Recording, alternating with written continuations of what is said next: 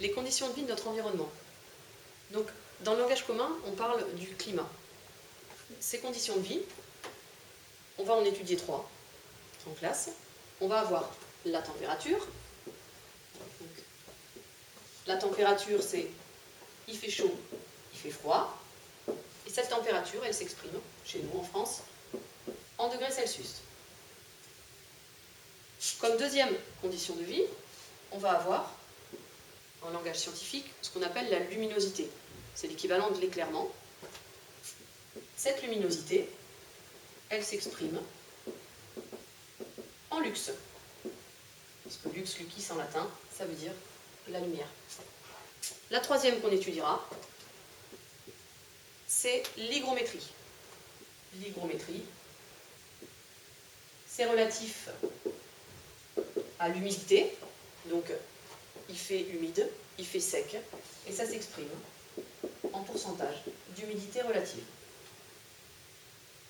Ces 3 conditions de vie, elles ne restent pas stables dans notre environnement. Elles varient en permanence.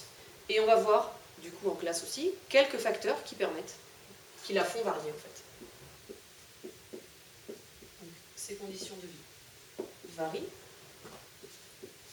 Et elles vont varier, du coup, par exemple, selon le lieu. Si vous êtes dans une clairière, la luminosité va être forte. Par contre, si vous êtes en forêt, cette luminosité, elle va être plus faible.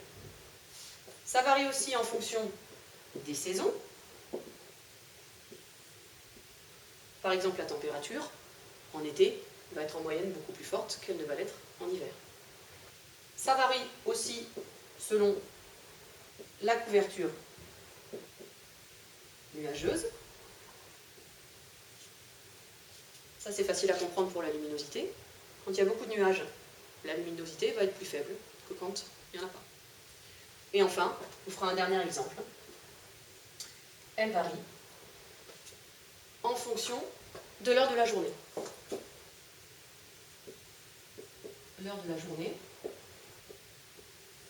Donc par exemple, pour l'hygrométrie, cette fois-ci, la nuit, elle va être beaucoup plus forte que la journée. Voilà. La nuit, on va voir de la rosée, le matin aussi, et pas pendant la journée, quand elle s'évaporera.